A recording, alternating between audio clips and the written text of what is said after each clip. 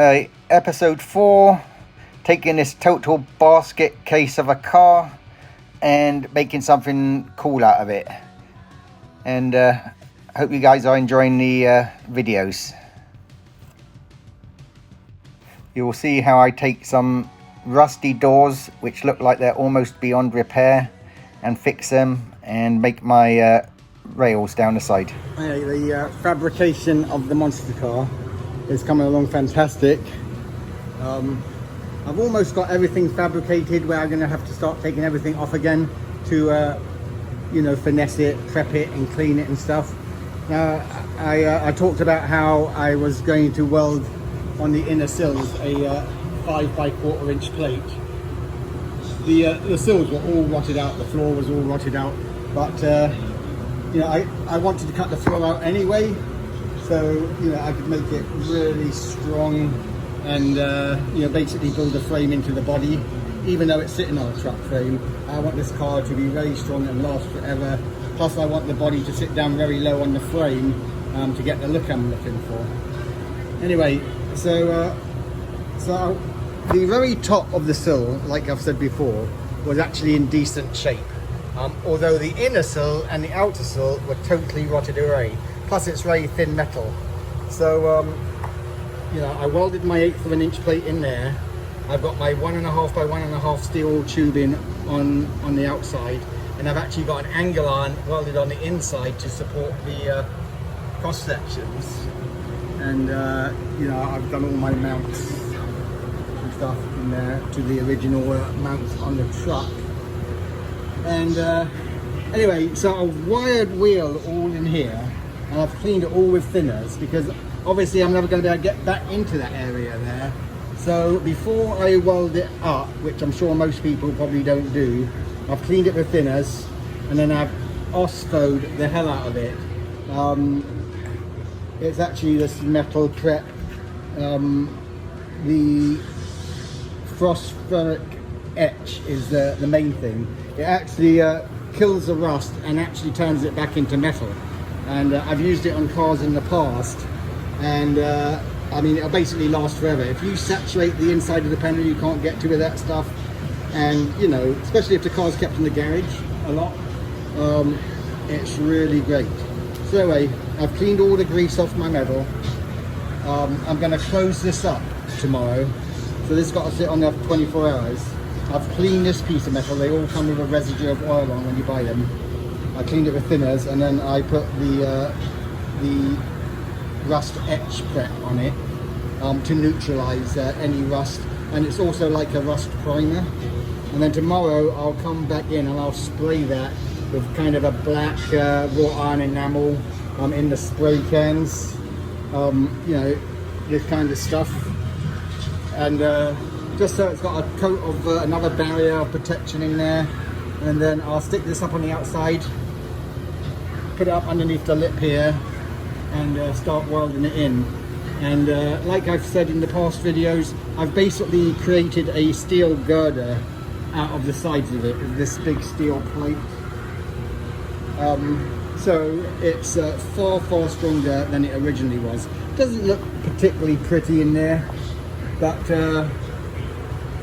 and I haven't bothered about cleaning up this and everything because the thickness of the metal plate I'm using far exceeds a couple of supports to support the center bit.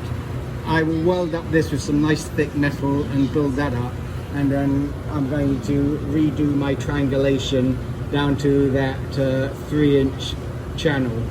And once I get the doors on, I'll align it, make sure it's aligned perfectly. I mean, this is really strong because of how I've done all the steel plate on the inside, which you know, obviously didn't exist before. So anyway, so I'll close up that, and really that's the only bit inside the car, apart from like little areas inside there, which I'll spray a lot of OSFO, the metal etch, down into some of these gaps in here, just to protect it from the inside. And now I'll prep all the outside and prime it, and it'll all be good. Alright, so I wire wheeled inside here and osfoed it, let it sit for 24 hours, and then I just used some Rust-Oleum black paint, which I found to be pretty good for like frames and, you know, areas which I close up. But I'm going to weld a plate, you know, the outer sill over this, and but I wanted it to have some sort of protection before I do that, and I found that this technique has worked quite well for me in the past. So doesn't look particularly pretty in there, but it obviously doesn't have to. In fact, a lot of that in there could be non-existent, because as long as I've got this bit here, that's all that's important, because I've got such a heavy-duty system on the inner sill, then a 1x1 welded to it, and then an angle iron welded to it, and a 1x1 here, and I'm doing a 5x8 inch plate on the outside. It is so overkill that nothing that was originally inside that really matters. Like this area here, you know, there was a little triangulation going down here, but the whole thing now is triangulated with thick metal, and then I'm going to reinforce inside, and I'll use some thicker metal on the outside here, cutting some plates, so this becomes really strong. So as far as strength is concerned, it'll be far stronger than it ever was. So the car's coming along quite nicely, and like I've said before, I'm not trying to come off as some master car builder and stuff. You know, my skill level is pretty limited, like a lot of people out there, and there's a lot of people who's far more skillful than I am.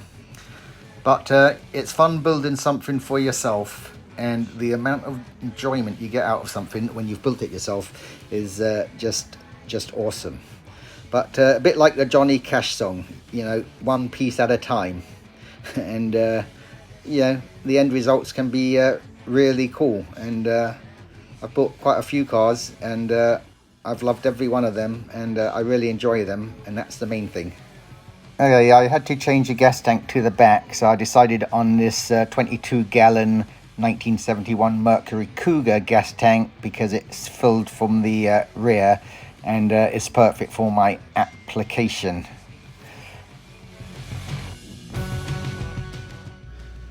So I'm getting ready to bend all my pipes and stuff to make my side foot rails and my bars around the front underneath the bumper and everything.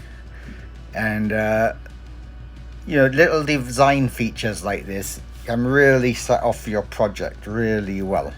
And I know you can buy these things quite cheaply, but you know, it's kind of more fun to make your own, and then you have a totally custom look.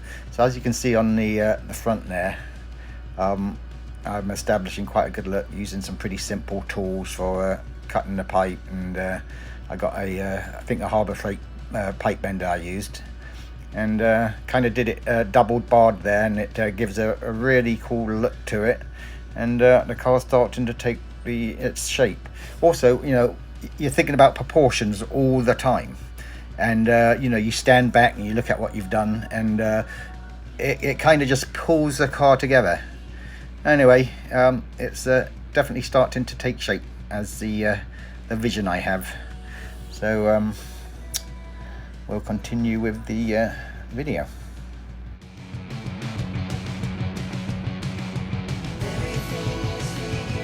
This is the passenger side front door of the 57 Dodge. Door's basically perfect. Just wire wheel it, rust treat it, grease up the things inside the door, and get a bit of glass, sand, prime and paint.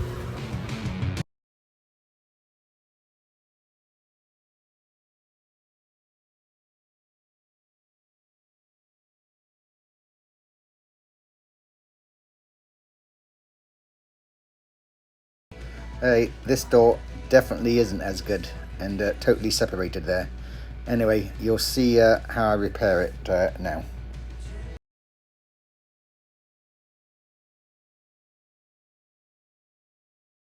So I've got two 1/8 inch pieces of angle iron welded in there now, but as you can see, this is very thin, so I'll probably replace that whole section. And it's just too thin. I'll cut it out and replace it. Right, so I'm finishing off the bottom of the door repair, and I've done my angle irons down here, and this, you know, there's some holes in here, and I think I'm going to just reinforce it with some 16 gauge rather than just weld up the holes, and you know, so I've made out a piece of metal to do that, and I'll tap this in place when I'm ready.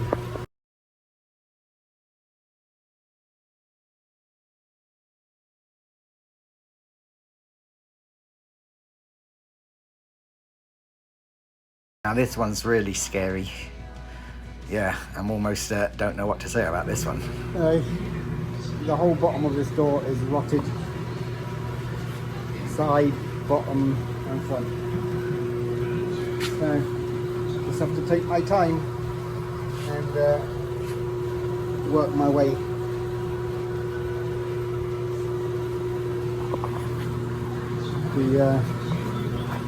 This one came out nice.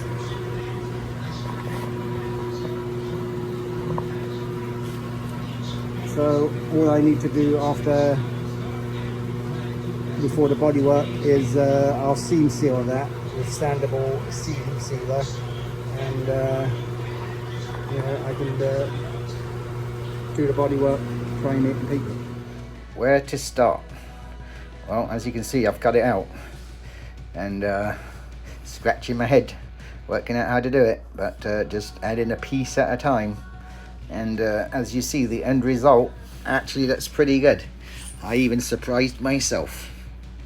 But by the time it's seam sealed, sanded, treated on the inside, it's going to be a pretty decent door. I'm quite pleased with it.